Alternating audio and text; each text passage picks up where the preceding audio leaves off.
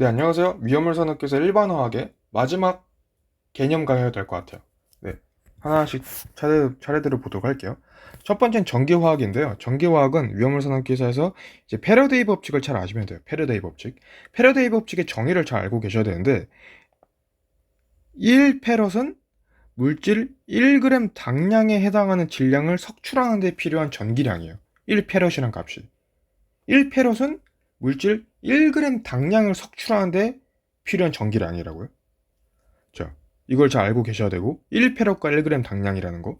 자, 그때 1페럿은 몇 쿨롱이냐면 96,500 쿨롱이에요.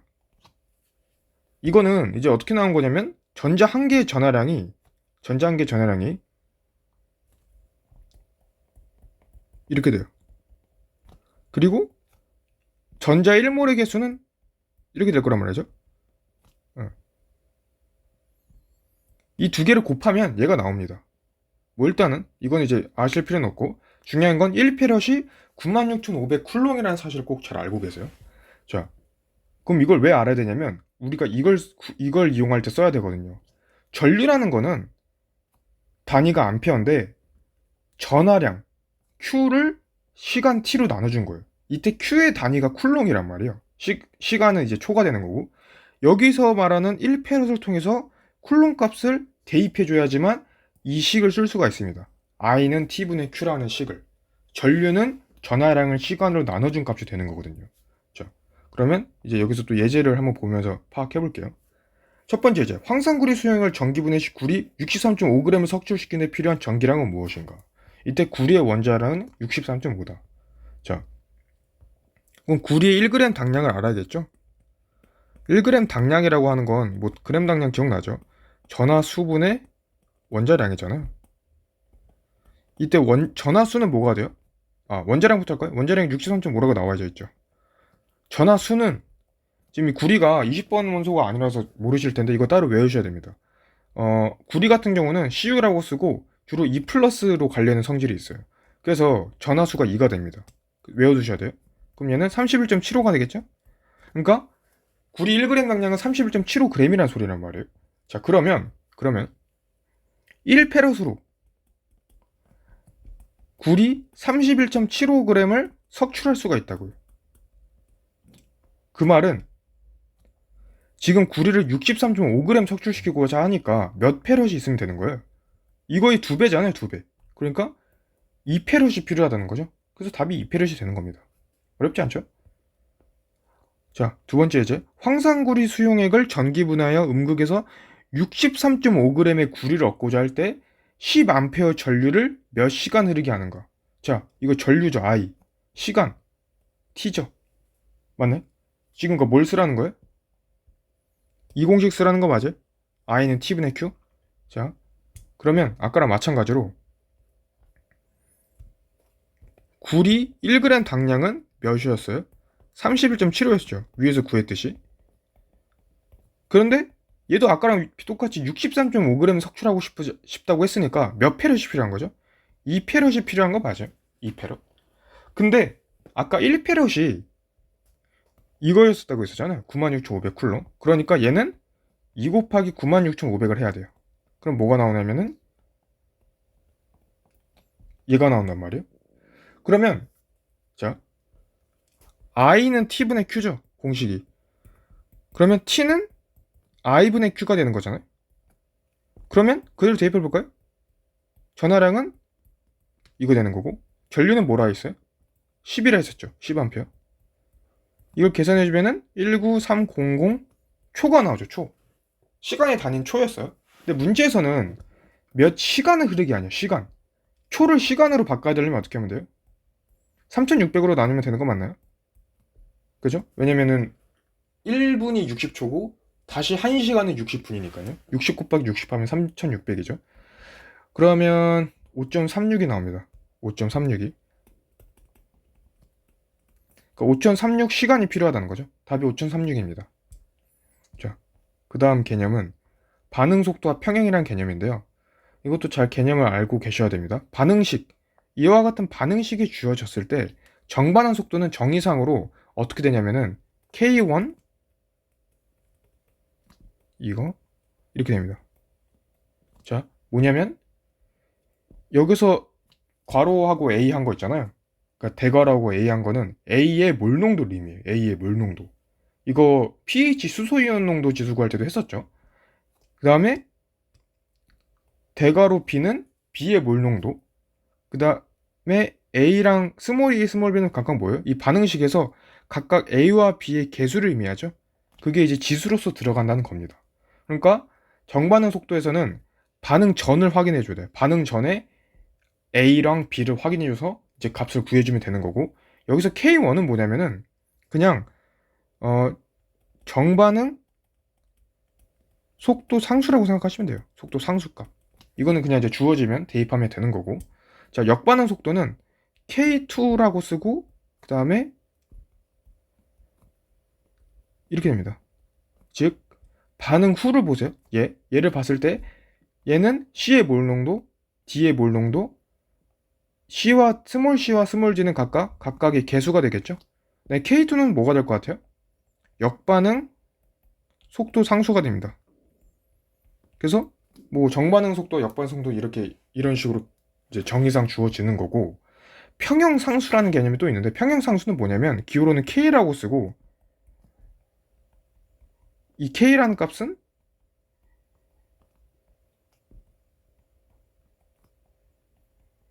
이렇게 돼요.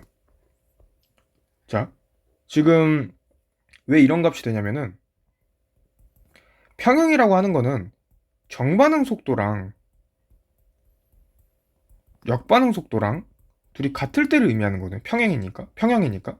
그러면 그대로 제가 정반응 속도, 역반응 속도 위에서 했던 걸 쓰면 얘랑 얘랑 같다는 말이잖아요. 그때 우리가 평형상수 K라고 하는 거는 뭐로 정의하냐면 K2분의 K1이라고 정의돼요. 역반응 속도 상수분의 정반응 속도 상수로 정의한다고요. 그러면 K2가 이렇게 이항돼야 되죠.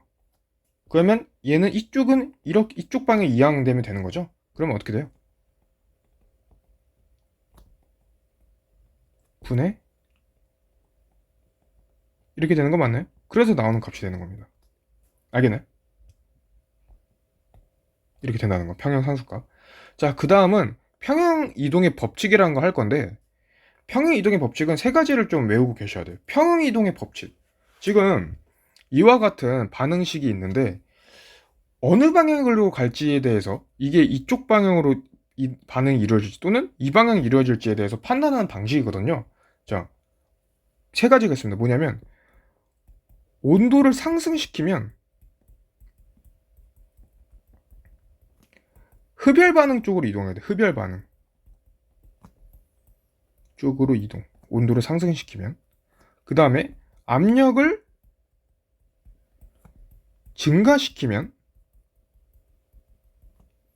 기체 몰수합이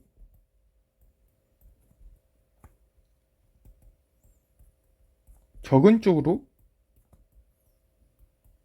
이동. 그 다음에 농도를 증가시키면 농도가 적은 쪽으로 이동. 이렇게 구분됩니다. 자, 온도가 상승되면 어떻게 된다고요? 반응이 뭔가 흡열 반응 쪽으로 이동하게 되고, 압력을 증가시키면 기체 몰수압이 적은 쪽으로 이동하게 돼요. 농도를 증가시키면 농도가 적은 쪽으로 이동하는 거예요. 자, 예제들 한번 보면은 다음 반응식에서 첫 번째 예제 볼게요. 다음 반응식에서 화살표 방향으로 반응이 진행되기 위해서는 압력을 증가시켜야 하는가 감소시켜야 하는가. 압력 같은 경우는 어떻게 된다고요? 기체 몰수압이 적은 쪽으로 이동한다고요. 그러면 자, 이 기체 몰수압 봐봐요. 여긴 1이고 여긴 3이죠. 여긴 2죠. 1 더하기 3 하면 여긴 4잖아요. 그쵸? 여긴 2고, 그러면 여긴 4몰 있고 여긴 2몰이 있어요. 그럼 압력이, 자, 이쪽 방향으로 진행되려면 지금 몰수가 어떻게 됐어요? 몰수가 적어졌죠. 적어졌다는 말은 압력을 증가시키는 소리 맞아요. 압력이 증가시키면 기체 몰수압이 적은 쪽으로 이동하는 거니까요. 그래서 얘는 압력이 증가라고 하면 되는 거예요. 뭐 무슨 느낌인지 좀 알겠나요? 그러니까 압력이 뭔가 증가가 되면 그 기체 몰수, 그러니까 기체 개수는 좀 이렇게 뭔가 꽉 조여지니까 더 작아야 되지 않을까요? 직관적으로 보면은. 반대로 압력이 좀 감소되면은 좀 이렇게 여유가 있으면서 기체 몰수가 좀 많은 쪽으로 갈 수 있다. 좀 이렇게 직관적으로 받아들이시면 되겠죠. 자, 두 번째 이제 다음 반응에서 평형을 왼쪽으로 이동시킬 수 있는 조건은 무엇인가? 라고 했는데, 자, 봐봐요. 이거 그 첫 번째 요소부터 볼까요? 온도를 상승시키면 흡열 반응 쪽으로 이동한다고 했었잖아요. 그죠?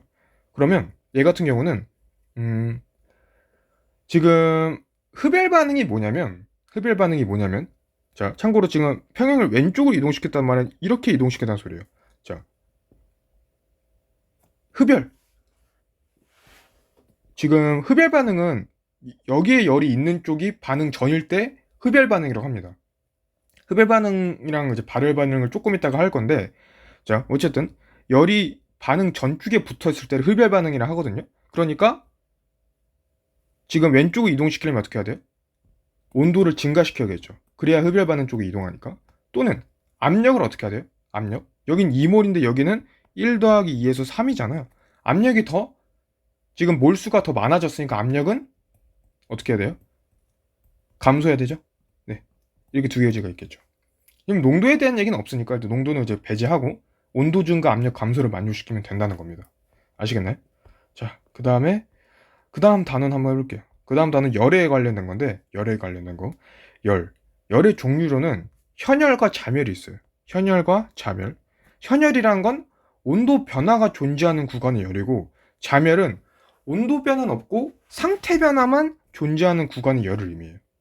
자, 이것도 이제 예시 같은 걸 좀 해볼 텐데, 그러니까 예를 들면은 얼음 같은 게 물이 가고 그냥 수증기 이렇게 가잖아요. 얼음이 0도, 물이 수증기가 100도 뭐 이렇게 있을 때, 자, 예를 들면은 지금 이 구간 0도에서 100도 구간 동안은 이제 물은 액체 상태로 있을 거 아니에요?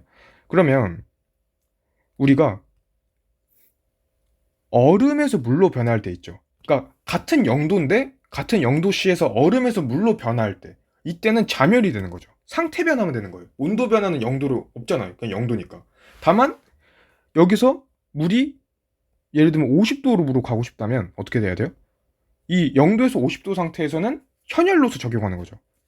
그렇죠? 물 상태에서 온도 변화를 0도에서 50도로 하는 거니까. 그 다음에 물에서 수증기도 마찬가지죠. 물에서 수증기로 될 때도 그냥 같은 온도, 같은 100도에서 그냥 100도 상태의 물이 100도 상태의 수증기로 될 때는 어떻게 하면 돼요? 자멸만 적용하면 되는 거예요. 상태 변화 되는 거니까. 근데 온도 변화가 있을 때는 이제 현열을 적용해야 된다는 거죠.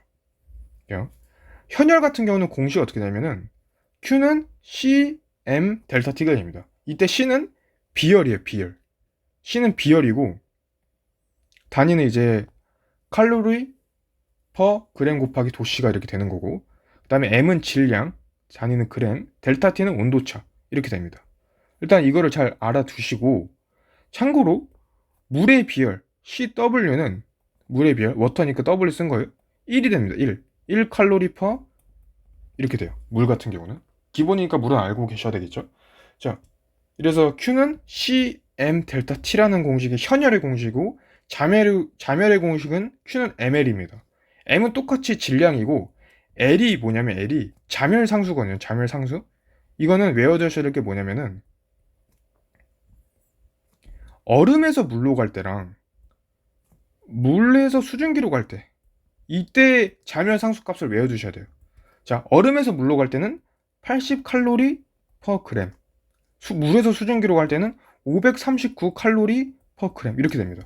이건 꼭 알고 계셔야 돼요. 자멸 상수값. 얼음에서 물로 갈 때, 물에서 수증기로 갈 때 이렇게 같은 온도에서 상태 변화만 될 때 있잖아요. 그러니까 이때는 0도겠죠. 0도일 때고 이때는 100도일 때겠죠. 어쨌든 이때 각각의 자멸 상수값이 이런 식으로 이루어진다라고 알고 계시면 됩니다. 자, 그다음에 이제 흡열 반응과 발열 과정이 나오는데, 흡열 반응은 반응 과정에서 열을 흡수해서 반응 후 온도가 낮아지는 게 흡열 반응이고, 발열 반응은 반응 과정에서 열을 방출하는 거죠. 그래서 오히려 반응 후에 온도가 높아지는 걸 의미해요. 그래서 식으로 쓰면은 이렇게 되거든요. 반응식으로 쓰면. 그러니까 이 A랑 B가 반응을 하면서 Q라는 어떤 열을 해야지만 C가 나온다는 게 흡열 반응이고, A랑 B가 똑같이 반응을 하는데 마이너스 Q잖아요. 열을 뺏는다고요. 그러니까 발휘를 된다고요. 그때 C가 나오는 게 발열 반응이라는 거예요. 알겠나요? 그리고 이 플러스 Q라는 거는 뭐 이제 델타 H고 마이너스 Q라는 것은 여기서도 델타 H가 되는 거예요. 그러니까 사실 정확히 하면 델타 H가 0보다 클 때가 되는 거죠, 얘는. 얘는 델타 H가 0보다 작을 때라고 할 수 있겠죠. 알겠나요? 이게 변화를 의미하는 거니까 얘는 양의 변화가 되는 거, 얘는 음의 변화가 되는 거죠. 뭐 이렇게 일단은 직관적으로 받아들이시면 되겠습니다. 자, 그 다음에 열역학 법칙인데 뭐 그냥 가볍게 알고 계시면 돼요. 열역학 법칙은 크게 네 가지가 있어요. 제0법칙, 1법칙, 2법칙, 3법칙이 있습니다. 제0법칙은 열평형 법칙인데 뭐냐면 그냥 온도가 다른 두 물질이 있을 때 이제 온도가 높은 쪽에서 낮은 곳으로 열이 이동해서 두 물체가 열평형이 된다는 거예요. 되게 당연한 얘기죠. 그렇죠? 일상생활에서 우리가 차가운 거랑 따뜻한 거 놨을 때 이제 둘이 오랜 시간 동안 같이 있으면 둘의 온도가 같아지잖아요. 그게 열평형 법칙인 거고. 다만 이제 열은 항상 고온에서 저온으로 이동한다는 거. 그다음 열역학 제1법칙은 에너지 보존 법칙인데 이거는 뭐 그냥 에너지가 보존된다예요. 그러니까 사실 식으로 쓰면은 좀 이제 이렇게라는 좀 식이 나오긴 합니다. 그러니까 이제 공급된 에너지는 이게 내부 에너지건 내부 에너지랑 이제 우리가 외부에서 한 일의 이제 합과 같다. 뭐 이런 식으로 이제 쓸 수 있는데 뭐 일단 여기선 지금 이렇게 알 필요는 없습니다. 자, 연력학 제2법칙은 엔트로피 법칙이에요. 엔트로피는 뭐 처음 들어보신 분들도 있겠지만 엔트로피는 그냥 직관적으로 좀 그냥 무질서도라고 생각하시면 돼요. 무질서도. 그러니까 질서가 없는 그런 혼란스러운 정도를 의미하거든요. 무질서도, 엔트로피는. 이거는 엄청 좀 되게 추상적인 물리학과 관련됐기 때문에 깊게 아실 필요까지는 없고 일단 엔트로피라는 건 항상 뭔가 무질서함을 의미합니다. 그래서 엔트로피는 항상 증가하는 방향으로 발생한다는 건데 무슨 그러니까 예시를 하나 들면 이런 거예요. 이제 물 속에 잉크를 이렇게 떨어뜨렸을 때 잉크가 퍼지잖아요. 그 퍼지는 게 엔트로피가 증가하는 방향입니다. 예를 들면. 그러니까 우리가 자연현상에서 잉크가 그 퍼지는 게 아니라 처음처럼 잉크가 이렇게 모아질 수 있나요? 이렇게 물에다가 이제 잉크를 이렇게 떨어뜨려서 이렇게 퍼지잖아요. 근데 얘가 다시 역으로 이렇게 모아질 수 있어요? 그런 건 없죠. 왜냐면 그거는 엔트로피가 감소하는 방향이기 때문에 있을 수가 없는 일이라는 소리예요. 항상 뭐든지 엔트로피는 어떻게 된다고요? 이게 증가하는 방향, 뭔가 무질서해지고 혼란스러워지는 방향으로 간다고요. 이런 게 연력학 법칙입니다. 이 법칙. 자, 그 다음에 연력학 제3법칙은 절대 0도 0K에 가까워질수록 엔트로피는 0이 된다. 네, 절대 0도가 이제 우리 실제 섭씨 온도는 몇이에요? 마이너스 273도죠. 그죠? 그래서 이거에 가까워질수록 엔트로피는 0이 된다. 그러니까 절대 0도라는 거는 우리가 있을 수 있는 가장 최저 온도라고 생각하면 돼요. 마이너스는 절대 온도로서 없습니다. 네. 자, 예시를 한번 들어볼게요. 지금 여기서 0도의 얼음 20g을 100도의 수증기로 만드는 데 필요한 열량이고 융해열은 이거 기화는 이거 아까 제가 외우라 했었죠. 융해라는 말은 뭐예요? 얼음에서 물로 갈 때를 융해라고 하는 거고 기화는 물에서 수증기로 갈 때를 기화라고 하는 거죠. 그래서 각각 이 값이 80과 539라는 건 좀 외워두세요. 자, 0도의 얼음 20g은 100도의 수증기를 만드는 데 필요한 열량은 어떻게 구하죠?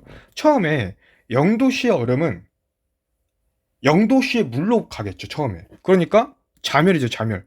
20 곱하기 80 돼야 되는 거 맞아요? 이거 80 칼로리 퍼 20은 지금 20g이니까요.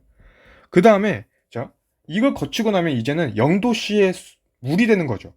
그렇죠? 얼음에서 지금 물로 변화했으니까 0도씨의 물이 100도씨의 물로 가야 되는 거 일단은 0도씨의 물이 100도씨의 물로 가야 된다고요? 그러면은 현열이죠. 그러면 비열이 아까 물은 비열이 1이라 했었죠? CM 델타 T는 몇이에요? 0도에서 100도씨니까 100이죠. 플러스. 그럼 지금 현재 상태는 100도씨의 물인가요? 맞죠? 그럼 100도씨의 물에서 100도씨의 수증기로 가는 거는 또 뭐예요? 자멸이죠, 자멸. 그럼 ml이죠? 20. 그 다음에 이거 539죠? 이걸 다 더해주면은 이제 답이 이렇게 나옵니다. 14,380 칼로리. 알겠나요? 이런 식으로 값이 나오는 거예요. 네. 무슨 순서인지 알겠죠? 자, 다음은 유기화합물, 무기화합물과 유기화합물에 대해서 또 간략하게 알아볼 건데요. 봐봐요. 무기화합물은, 그러니까 무기랑 유기를 구분하는 건 일단은 탄소요, 탄소. 사실 일반적으로는 탄소 외의 원소로 이루어진 화합물이 무기고, 탄소를 기반으로 하는 화합물이 유기예요. 물론 이제 예외는 조금씩 있지만 일반적으로 그렇게 정의를 하면 되고, 또 무기라는 거는 생명체와 관련이 없는 것을 뜻하게 됩니다. 무기라고 하는 건. 또 유기라는 거는 반대로 생명체와 좀 관련이 있는 것을 뜻해요. 뭐 제가 화학과는 아니지만 이제 무기화학, 유기화학 이런 걸 배운다고 하더라고요. 그래서 유기화학이라고 하면은 뭔가 탄소를 기반으로 생명체와 관련이 있는 것, 그런 것들을 이제 다루는 화학이라고 합니다. 자, 그래서 탄소와 수소가 결합된 탄화수소가 대표적인 유기화합물이에요. 우리가 탄화수소는 되게 많이 다루거든요. 탄화수소. 탄소와 수소가 결합된 게 탄화수소인데, 그게 바로 대표적인 유기화합물로서 우리가 좀 따로 많이 배우게 돼요. 자, 그러면 이 유기화학에는 뭐가 있냐면, 탄화수소에는 어떻게 분류가 될 수 있냐면, 자, 이것도 아셔야 됩니다. 이게 이제 명명법이랑 같이 가는 건데, 자, 이제 탄화수소는 크게 사슬 모양과 고리 모양으로 분류할 수 있고, 그 사슬 모양은 다시 포화, 불포화, 고리 모양도 다시 포화, 불포화 탄화수소로 분류할 수 있어요.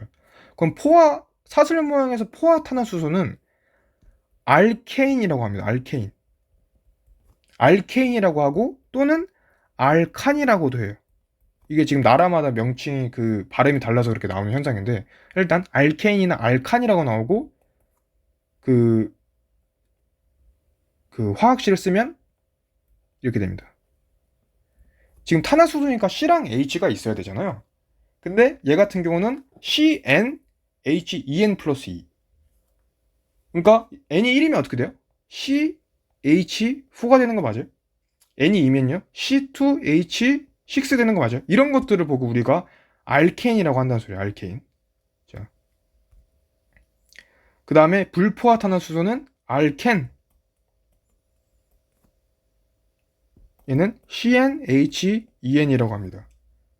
그 다음에 또 알카인도 있어요. 알카인은 알킨이라고도 하고 CnHen- 이렇게 됩니다. 이런 것들을 좀 알고 계셔야 돼요. 알겠나요? 자, 참고로, 그러니까 이게 지금 알케인, 알킨, 알카인은 다 이제 어떤 명명법의 기초적인 거고, 아까 제가 그 N이 1일 때를 볼게요. N이 1일 때는 CH4죠, 여기는. 알케는요, CH2, 그 다음에 알카인은 CH, 잠깐만요. 얘는 없죠? 얘는 그 N이 1일 수는 없죠. 여기가 H가 0이 되는 거니까. H 쪽이. 얘는 없고, N이 2일 때 볼게요. 그 다음에 이렇게 되는 거죠. 그러면, 그러니까 뭐 3일 때도 있고 계속 있는데, 이제 N이 1일 때는 우리가 일반적으로 뭐라고 부르냐면은 CH4. 그러니까 N이 1일 때 있잖아요. N이 1일 때는 약간 매 이런 그 명칭들이 오고, N이 2일 때는 에, N이 3일 때는 뭐 프, N이 4일 때는 뭐 뷰, 약간 이런 이제 명칭들이 있는데, 뭐냐면 CH4는 N이 1일 때잖아요. 근데 아까 알케인이라 했었죠. 그러니까 얘는 메테인이라고 합니다. 메테인 또는 알칸도 되니까 메탄이라고도 할 수 있어요. C2H6는 N이 2일 때잖아요. 그러면 에테인 또는 에탄 이렇게 쓸 수 있다는 겁니다. 자, 그러니까 알케인, 알칸, 알카인, 알킨 이런 것들은 그냥 그걸 이제 일반적으로 표현해 준 거고, N이 1일 때, 2일 때, 3일 때, 4일 때는 다 명칭들이 특정한 명칭들이 있다는 소리예요. CH2일 때는 사실 이제 이론상 CH2라는 건 사실 존재할 수 없어요. 이 탄소가 최소 2개가 있어야 이제 얘는 시작할 수 있기 때문에 없고, 어쨌든 C2H4는 뭐가 되는 거냐면 알켄이잖아요. 그러면은 에텐 이렇게 쓸 수 있겠죠. 얘 같은 경우는요, 알카인이나 알킨이죠. 그러면은 에타인 또는 에틴 이렇게 표현할 수 있습니다. 근데 관용적으로 에타인 있죠. 얘는 좀 특이하게 아세틸렌이라는 말로 좀 표현하거든요, 많이. 그래서 아세틸렌이란 거는 에타인이랑 똑같은 거기 때문에 C2H2라고 생각하시면 됩니다. 이건 이제 관용적 표현이기 때문에 좀 외우고 계셔야 돼요. 아세틸렌은 에타인과 똑같다. 알겠나요? 그 다음에 뭐 N이 3개일 때, 그죠? 뭐 이런 것들을 다 어떻게 되겠어요? 똑같이 이제 프라는 이름 붙여서 쭉쭉 가는 겁니다. 일단은 이 정도를 알고 계시고, 자, 고리 모양. 고리 모양 같은 경우는, 고리 모양 포화 같은 경우는 잠깐만요. 사이클로 알케인이라고 있습니다. 사이클로 알케인. 사이클로 알케인은, 자, 여기 알케인이 똑같이 그 위에 여기 알케인과 여기 알케인 있잖아요.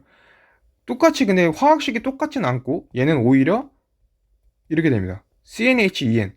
사실 얘랑 똑같아요. 오히려 화학식은. 어쨌든 이름은 사이클로 알케인이라는 거고 화학식은 CnHen이라는 거 외워두세요. 그 다음에 불포화는 뭐가 있냐면 고리 모양 불포화는 벤젠. 벤젠은 많이 들어보실 수 있는데 벤젠은 C6H6라는 화학식을 갖는 겁니다. 벤젠. 이거 많이 나와요. 그 다음에 페놀. 페놀은 C6H5OH. 그러니까 벤젠에서 H 하나가 빠지고 OH가 하나가 추가된 거거든요.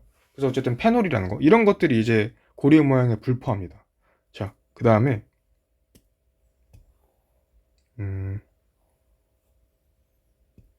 자, 그 다음에 또 추가적으로 알아야 될 게 지금 잠깐만요. 얘네 있죠, 얘네. 사슬 모양 포와 사슬 모양 불포와 고리 모양 포와 이 세 개는 우리가 지방족이라고 해요. 지방족 탄화수소. 그 다음에 마지막으로 고리 모양 불포화만 따로 방향족 탄화수소라고도 명칭합니다. 이렇게 카테고리가 분류되는 걸 꼭 잘 알고 계세요. 자, 그 다음에 이제 또 조금 하나만 더 알려드리자면은 이런 것도 있거든요. 알킬이라는 것이 있습니다. 알킬. 알킨이 아니에요. 알킬이 알킬. 얘는 화학식으로 쓰면은 이렇게 돼요. 본 적 없죠? 다 지금 짝수로 있었잖아요, 지금. 뭐 NEN 플러스 2, NEN, NEN 빼기 NEN 다 이렇게 짝수로 있었는데 갑자기 NEN 플러스 1이라는 홀수가 생겼어요. 이거는 지금 HEN 플러스 1이 생기면 이건 알킬이라고 하는데 일단 얘는 단일 물질로는 존재할 수 없어요. 단일 물질로 존재할 수 없고 어디에 이제 붙어서 항상 나오는 거거든요. 일단은 그렇게 알아두세요. 그러니까 알킬 같은 경우는 N1일 때는 메틸이라고 되거든요. 메틸. 그래서 메틸 뭐뭐뭐 이런 식으로 뭔가 뒤에 뭔가 같이 붙어서 나오게 돼요. 그래서 이거는 참고로 알아두세요. 네, 일단 이렇게 탄화수소도 분류했고 그다음에 마지막으로는 이제 방사성 원소에 대해서 알아볼 건데요. 이건 이제 그냥 개념이니까 어렵지 않습니다. 방사성 원소의 종류는 크게 세 가지. 알파, 베타, 감마선이 있어요. 그래서 알파선은 핵 붕괴 시 발생하는 헬륨의 원자핵으로 양전하를 띠고 베타선은 핵 붕괴 시 발생하는 전자의 흐름으로 음전하를 띠게 됩니다. 감마선은 핵 붕괴 시 발생하는 전자기파로 파장이 짧고 질량이 없으며 전하도 띄지 않습니다. 네, 일단 이제 개념적으로는 그렇게 된다는 거. 그래서 중요한 건 이거예요, 사실. 뭐 개념은 그렇게 되는 거고 이제 문제는 사실 이렇게 나옵니다. 투과력 세기는 항상 1순서예요. 알파선이 가장 약하고 베타선, 그다음 감마선. 그러니까 감마선이 가장 뭔가 강하다는 거예요. 감마선이 답으로서 거의 나옵니다. 투과력 세기로 감마선 가장 크다. 자, 핵분계를 알아볼게요. 핵분계는 알파 분계랑 베타 분계가 있는데요. 자, 핵분계는 알파 분계랑 베타 분계가 있고 알파 분계 같은 경우는 이제 반응식으로 쓰면 이렇게 됩니다. 처음에 이제 그 원자 번호 또는 양성자 수가 A였던 X라는 원소가 있어요. 근데 얘는 질량수가 이제 B가 되는 거죠. 얘는 알파 분계를 겪어내면 어떻게 되냐면 Y라는 원소를 변하는데 이때 Y는 원자 번호 또는 양성자 수가 A 빼기 2고 질량은 B 빼기 4가 돼요. 왜냐면 헬륨이라는 게 튀어나오거든요. 헬륨은 양성자 수가 2개고 여기서 헬륨은 중성자 수가 4개이기 때문에 질량이 4개이기 때문에 2랑 4가 처음에 있던 A, B에서 빠져나가서 A 빼기 B 빼기 4로 변하는 겁니다. 그 다음 베타 분기 같은 경우는 똑같이 x라는 원소가 y가 되는데 이때 y는 a 플러스 1이랑 b로 돼요. 그러니까 b는 그대로고 a만 a 플러스 1이 되거든요. 양성자 수가 하나 증가하는 소리죠. 왜냐면 전자가 튀어나오기 때문이에요. 아까 그 알파선 베타선 할 때 알파 같은 경우는 헬륨이었고 베타 같은 경우는 전자랑 관련됐었잖아요. 여기서 똑같이 알파 분계 베타 분계가 이렇게 되는 겁니다. 그래서 전자 같은 경우는 마이너스 1과 0이겠죠. 네. 이렇게 해서 나오는 거고, 그럼 우리가 직관적으로 이제 또 암기를 어떻게 해야 되냐면, 사실 이제 저 같은 경우는 이제 암기를 어떻게 했냐면은 이 반응식 전체를 이제 암기하는 것보다는 알파를 겪었을 때는 알파 분기가 됐을 때는 이렇게, 베타를 겪었을 때는 이렇게 외웠어요. 자, 마이너스 2는 뭐예요? 알파를 겪었을 때는 2가 빠졌죠. 그리고 빼기 4는 4가 빠졌죠. 질량수가. 베타를 겪었을 때는 플러스 1이죠. 여기는 변함없죠. 0이죠. 네, 이렇게 외웠습니다. 무슨 말인지 알겠나요? 그러니까 알파를 겪었을 때는 어떻게 되는 거예요? 원자 번호가 또 양성자 수가 2가 빠지고 원자량이 질량수가 4가 빠진다는 거. 베타를 겪었을 때는 원자 번호가 플러스 1이 되고 이제 원자량 질량수는 그냥 그대로라는 거. 이런 차이가 있다는 거죠. 알겠나요? 그래서 알파일 때, 베타일 때 이것만 잘 그림으로서 잘 암기를 하고 있으면 이거 틀릴 일이 없습니다. 알겠나요? 자, 마지막 개념입니다. 반감기. 핵 붕괴 시 방사성 원소의 양이 처음에 2분의 1로 감소하는 걸린 시간. 이걸 반감기라고 하죠. 이건 뭐 직관적으로 뭐 무슨 말인지 알겠죠? 반감기. 양이 처음에 절반으로 되는 데까지 걸린 시간이에요. 뭐 이것도 계산하는 것도 이런 것들은 디테일한 거 다 문제 풀면서 하도록 하고, 자, 이걸로 일단 위험물 산업기에서 해당하는 일반 화학들에 대한 개념, 핵심 개념들은 다 했고, 다음부터는 이제 그 일반 화학 기출 문제들을 풀면서 이제 부족한 것들을 채워 나가보도록 하겠습니다. 네, 7강으로 이렇게 일반 화학 핵심 개념들을 좀 마쳤어요. 다음에 보겠습니다.